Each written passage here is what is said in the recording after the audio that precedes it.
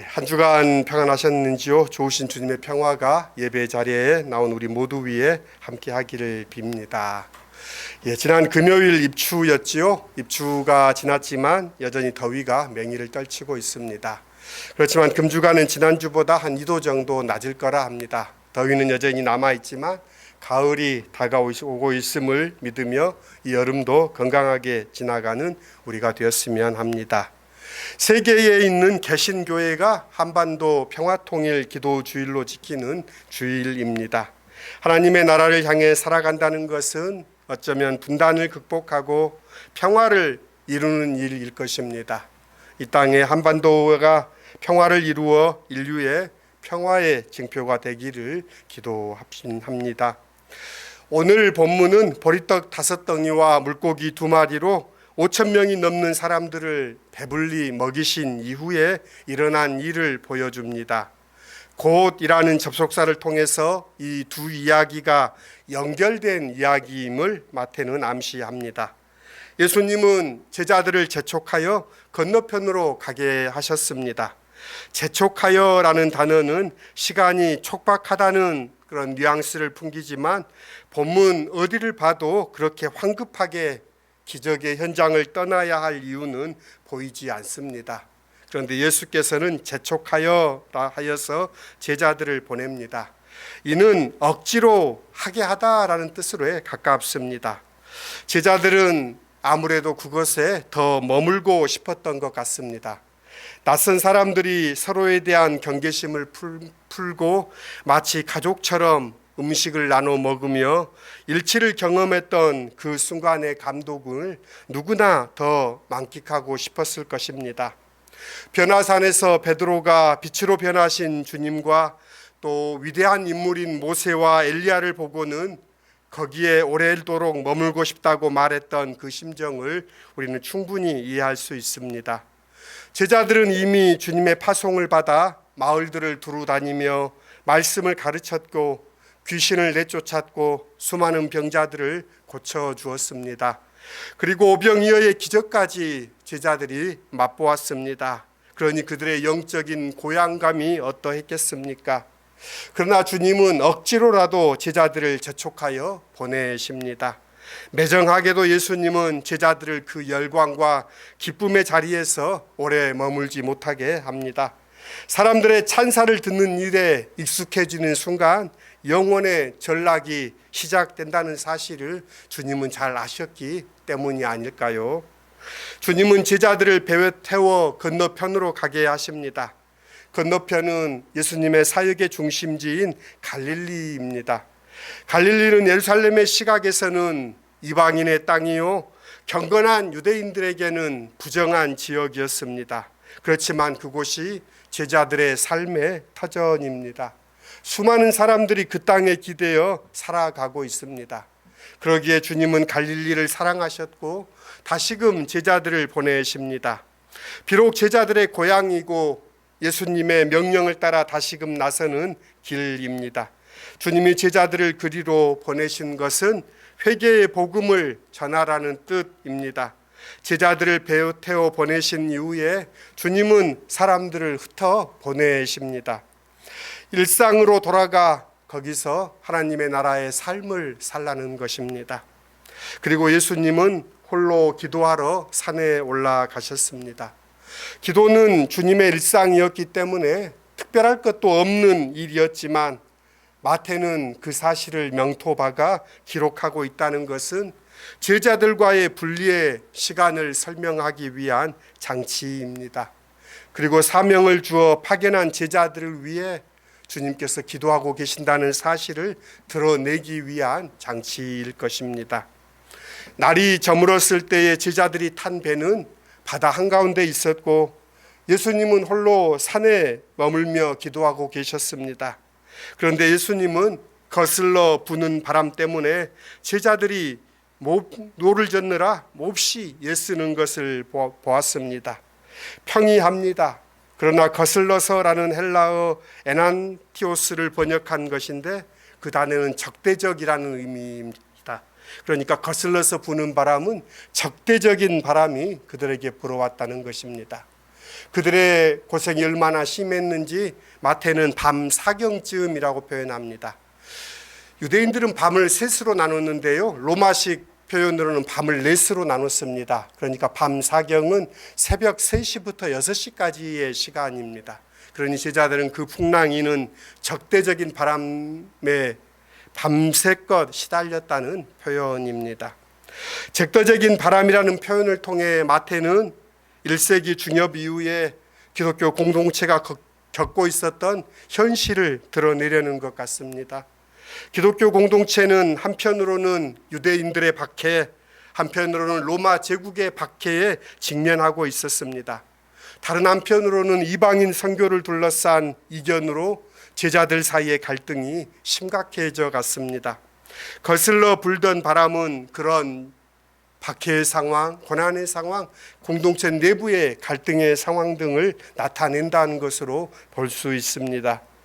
예수께서는 예수의 갈릴리 사역은 안팎으로 풍랑을 초래하는 여정일 수밖에 없습니다. 이방인을 향하여 가는 교회를 두고 유대 사회는 공공연히 비난하고 비안에 탄 제자들 사이에도 적지 않은 분열이 있었음을 쉽이 짐작할 수 있습니다.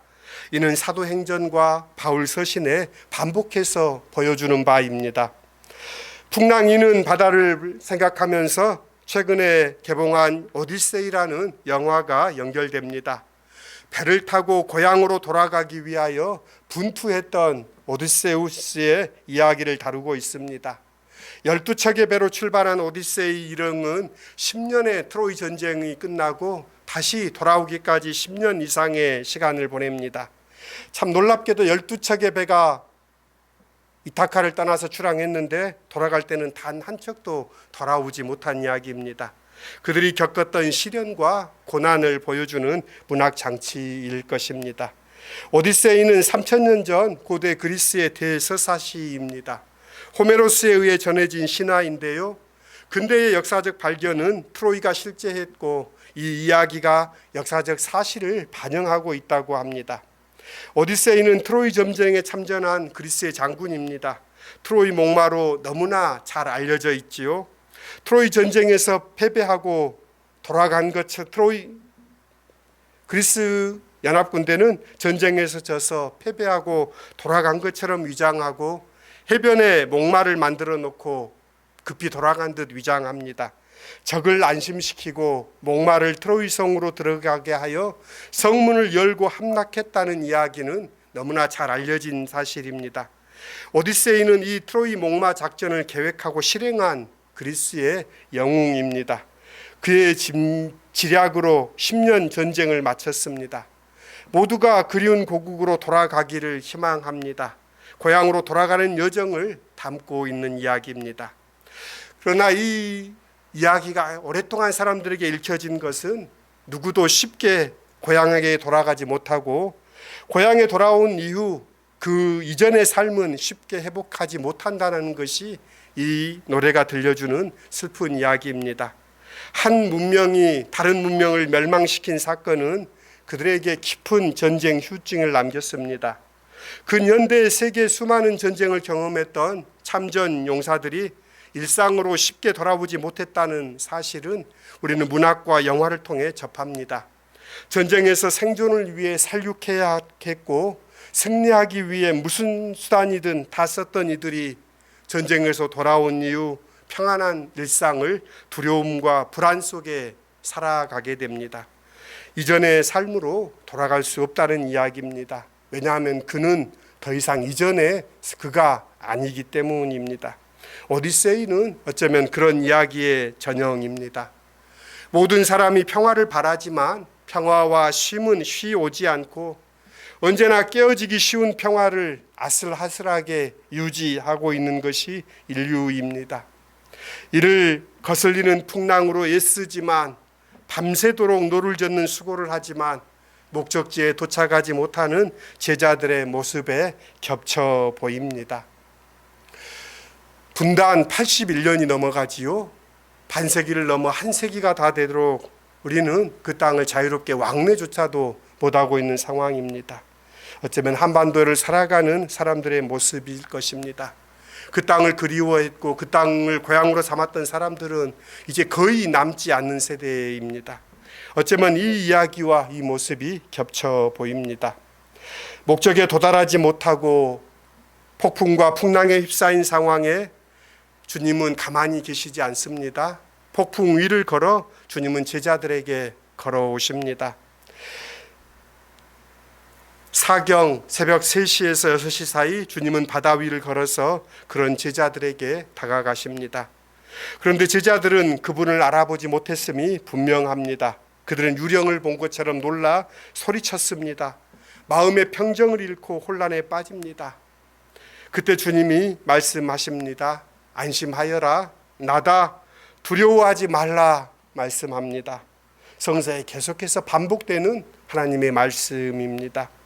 나다라는 이 말은 나는 나다라는 떨기나무 불꽃 속의 모습을 드러내신 하나님의 말씀입니다. 당신이 누구이십니까? 묻는 모세에게 나는 나다라고 주님 대답하셨습니다. 예수께서도 두려워하는 제자들에게 나다라는 말씀으로 그들을 안심시키시고 당신이 하나님의 주권 안에 있음을 드러내십니다. 물 위를 걸으신 주님, 나는 나다라고 말씀하신 주님이 두려워하지 말라 말씀하십니다. 주님이 제자들이 탄 배에 오르시자 그제야 바람이 그쳤다고 성서는 들려줍니다. 제자들은 이 상황에 몹시 놀랐습니다.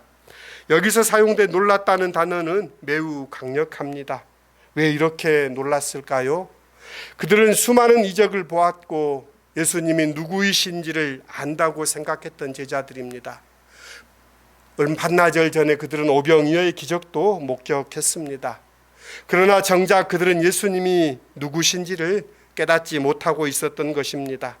그래서 그들은 유령이라 생각했고 두려워했습니다.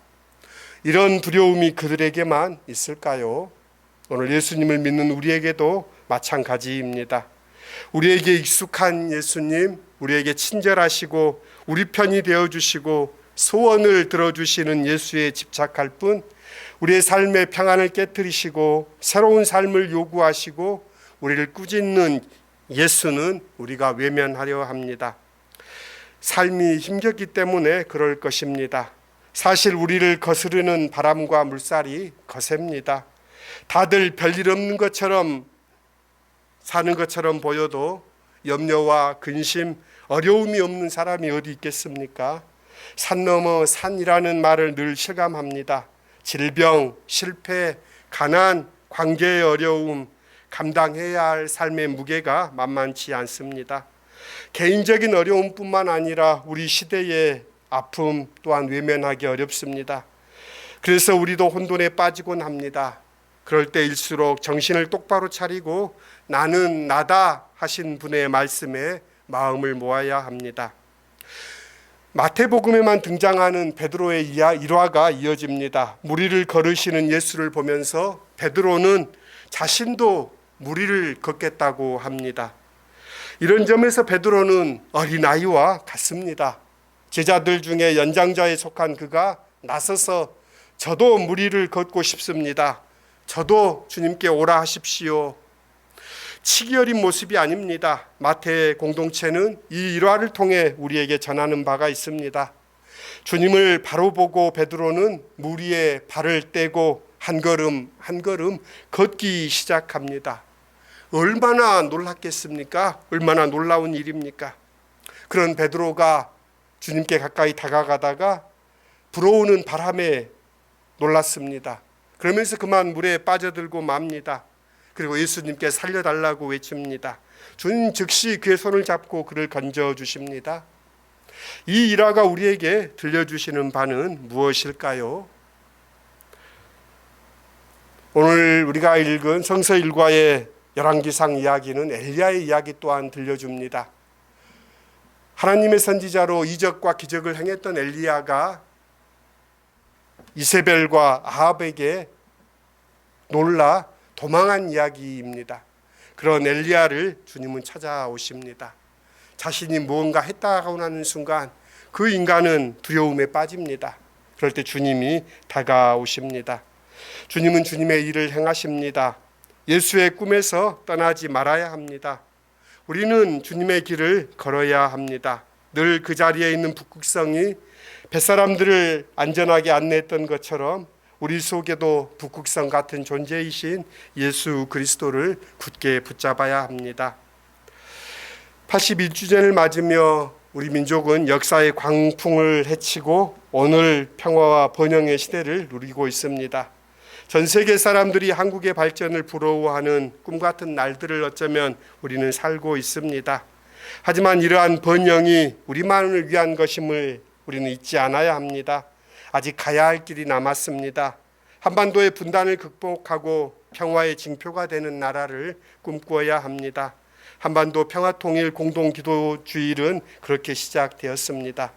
한반도의 평화를 위해 기도하는 우리가 세계의 고통 또한 외면하지 않게 하옵소서. 오늘 우리의 기도에는 담겨 있습니다. 고통받는 이들, 참 이 세상 속에서 우리는 다시금 나는 나다, 제자들에게 다가오시며 두려워 말라, 평화를 너희에게 준다라는 주님을 굳게 믿고 우리는 절망보다는 희망을, 폭력보다는 평화를 약속하신 주님을 믿으며 오늘 이 세계 속에서 주님의 길을 담대히 걷는 우리가 되어야 할 것입니다. 그런 저와 또 우리 교회, 또 이 땅에 주님의 교회가 될 수 있기를 기원합니다. 같이 기도하겠습니다. 오병이어의 생명의 잔치가 끝나자마자 주님은 제자들을 재촉해 건너편으로 다시 갈릴리로 그들을 보내십니다. 산으로 가셔서 예수님은 홀로 머무시며 기도하십니다. 주님의 명령을 따라 건너편으로 떠난 제자들은 목적지에 도달하지 못하고 밤새 적대적인 풍랑에 고달픈 시간들을 보냅니다. 고생하는 제자들을 외면하지 아니하시고 주님은 다시 찾아오십니다. 풍랑을 헤치고 물 위를 걸어오십니다. 지쳐 두려움에 사로잡힌 제자들에게 나다 두려워 말라 하십니다. 주님이 배에 오르시니 풍랑이 그치고 목적지에 도달했던 것처럼 생명의 주님 이 역사의 풍랑 속에 걸어오셔서 우리를 정의와 평화의 길로 이끌어 주십시오. 우리도 주님을 따라 그 나라에 다다를 수 있도록 주님 우리의 동행이 되어 주십시오. 예수님의 이름으로 기도드립니다. 아멘.